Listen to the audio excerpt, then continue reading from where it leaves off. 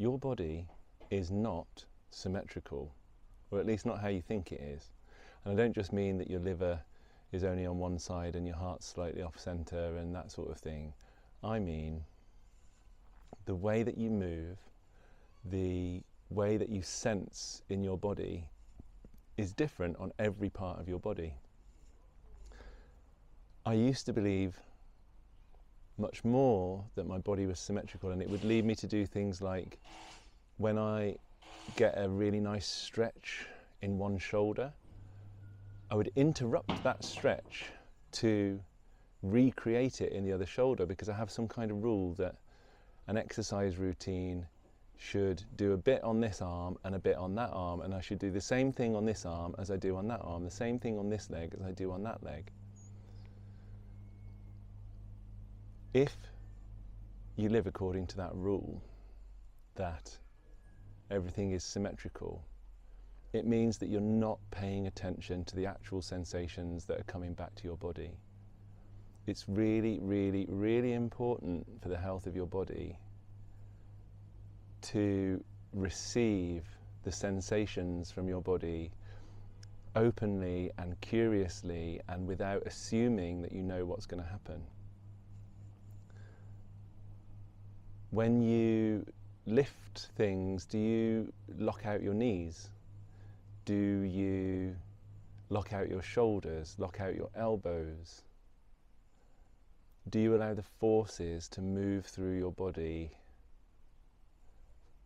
like resin being poured into a mould? Or you've seen chocolate pour, so satisfying, isn't it? Chocolate and paint pouring, wow. Imagine a delicate vase that's all sorts of interesting shapes and filling it up with paint or chocolate. Oh, chocolate, so distracting. And watching it fill every contour, every nook and cranny in that vase that you can see through the glass. That's how you need to bring your attention to your body when your body is doing something. So, for example, if you stand and let your weight, let's do it, hang on. I'm going to stand and I'm going to let my weight pour into one foot, and instantly I notice my knee relax, so I was holding my knee in an interesting way. I can notice the muscles around my hip and my glutes are like pulsing on and off, so there's something blocked there. And then what if I do that on the other side? What's that like? I can't assume it's going to be the same. And especially now that I've done my right leg and done, what have I done to my right leg? See, all these little signs and signals that there's kind of problematic attitude to my body and the way that I use it and the way that I experience it. I've done that leg. What does the leg have to say about that?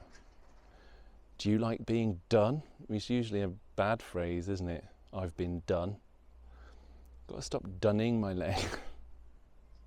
Stop dunning your body. Don't dun it. It's mean. Treat every part of your body like a friend that you care for. If you care for your wrists, what would your wrists like to change? If you care for your neck, what would your neck like to change? If you care for your ankles, what would your ankles like to change about the way that they're stomped on all day? Or the way that you sit in a chair, the way that you hold your shoulders to use your keyboard and mouse in your office job, perhaps. I worked in office jobs for 20 years or more. Before that university, before that school, I have done a lot to my body. I have used it and abused it. I've kept it still when it wanted to move, and I've dulled my senses to the point where I ended up with a model of my body that was basically like a Lego figure with hinges at the shoulders and hinges at the knees, and pretty much that's it.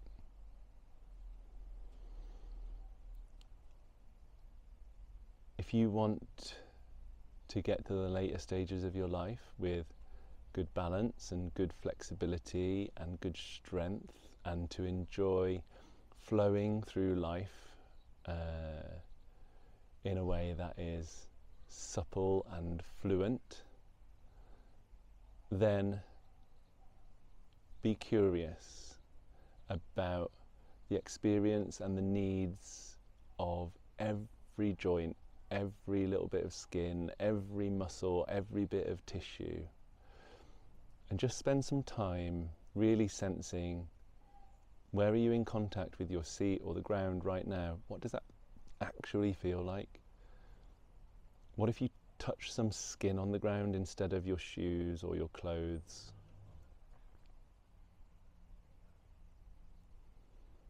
Be kind, be thoughtful, give your body parts a treat. That's my advice today. So yeah, if this prompts anything for you, if this causes you to see things differently, or if you have any responses to this kind of advice, I'd really like to hear it, because I want to get to know you better. And if you've enjoyed this and you think someone else would benefit, share it with them. And if you've enjoyed it and there's no one specific to share it with, don't forget to press the buttons, the like button and the subscribe button, and let the algorithms know that this is good stuff and that you want more, and let me know that it's good stuff and you want more.